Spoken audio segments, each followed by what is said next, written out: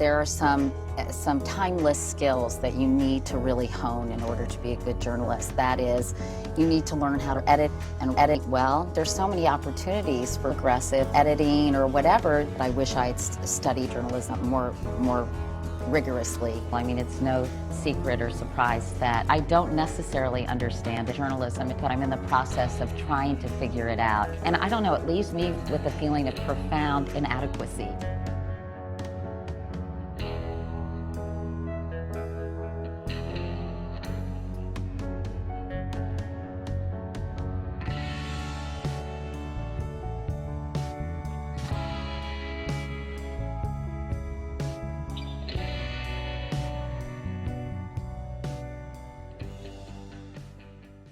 Before the hour, I want to bring back Howie Kurtz, our media analyst from Washington, D.C. And Howie, welcome back here. We brought you on today to talk about this documentary that's hosted by Katie Couric. It's called Under the Gun, examines gun policy in America today.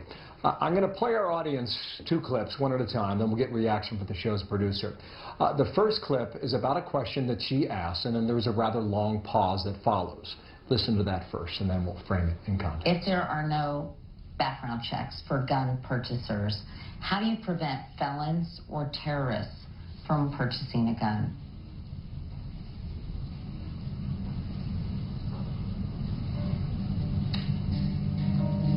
So you notice there were long pause. I believe the way it plays out, it was 9 seconds in length. This is, however, Howie, how it actually went with the question and answer.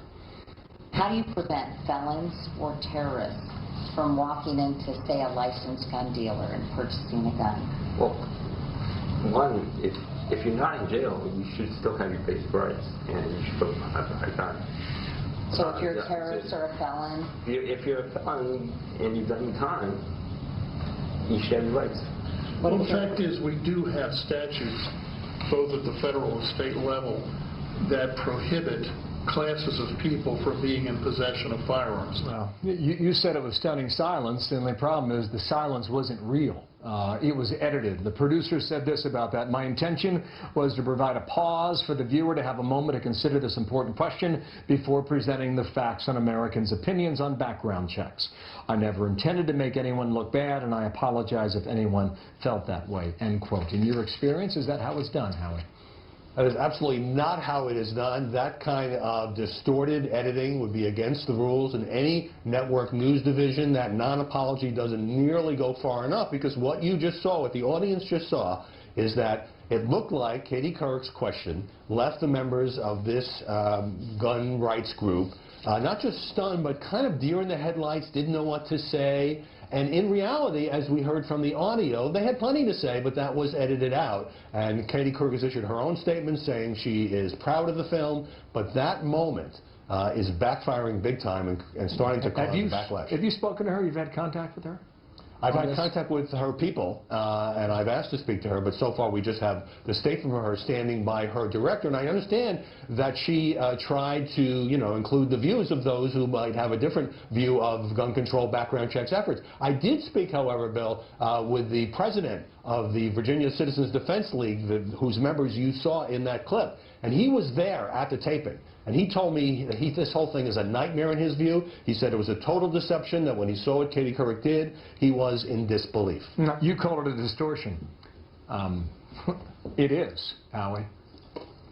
There is no other word to describe it. And when I first saw this, I felt pretty confident that when this came to the attention of the producers and to Katie Couric, that they would say, yes, this was a mistake, we are sorry, we regret this, and we're going to change it or fix it somehow. And instead, I'm sorry if anybody was offended or it was made to look bad. They're kind of digging in. And this is, this is not a close call. This is not a question of, well, how much time did their views get? The rest of the documentary might be fine. But when you do this, you are blowing a hole in the credibility of your work.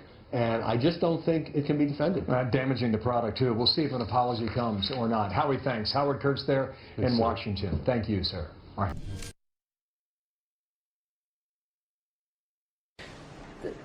If there are no background checks, how do you prevent, I know how you all are going to answer this, but I'm asking anyway. If there are no background checks for gun purchasers, how do you prevent felons or terrorists from walking into, say, a licensed gun dealer and purchasing a gun? Well, one, if you're not in jail, you should still have your basic rights, and you should go buy a gun. So if you're a terrorist or a felon? If you're a felon and you've done your time, you should have your rights. Well, the fact is, we do have statutes, both at the federal and state level, that prohibit classes of people from being in possession of firearms. If you're under 18 in Virginia, you can't walk around with a gun. If you're an illegal immigrant, if you're a convicted felon, if you've been adjudicated insane, these things are already illegal. So what we're really asking about is a question of prior restraint. How can we prevent future crime by identifying bad guys before they do anything bad? And the simple answer is you can't. And particularly under the legal system we have in the United States, there are a lot of Supreme Court opinions that say, no, prior restraint is something that the government does not have the authority to do. Until there is an overt act that allows us to say, that's a bad guy, then you can't punish him. I would take another outlook on this. First, I'll ask you what crime or what law has ever stopped a crime? Tell me one law that has ever stopped a crime from happening. Well, some would argue since the Brady Bill was enacted, people who have an opposing point of view, 2 million guns have been kept from the hands of criminals. But who's to say that that person that was denied a background check didn't go out and buy or steal a gun? Well, perhaps it made it more difficult, and who knows? That's sort of hypothetical. Okay. But I think that that's a law that kept guns from getting into the hands of people who should not own guns, according to people who support the Brady Bill. If that were the case, we would have seen a significant reduction in crime with the reduction of sales of guns to people. Or we would have seen a smaller increase, and that, again, is hard to measure. I tell people all the time, if you go to Prince George's County, Maryland, I mean, it must be the safest place on earth because they have tremendous gun control. But in fact, it's practically the murder capital of the country. It's because people who have, who otherwise law-abiding, self-reliant folks are prohibited from being able to defend themselves, and the people who want to kill them are not. So, like Chicago. Back to the point Like that Chicago. I was getting to in a roundabout way. If someone wants to commit murder, and even if they are prevented from getting a gun to commit that murder with, it doesn't necessarily stop them from committing the murder. And the murder is already against the law. The tool that they use may change. But if they are bound and determined to break a law, commit murder, commit robbery, break into somebody's house, whatever it is that they're going to do, then the law is not stopping them. It is just giving an avenue to punish them if and when they are caught.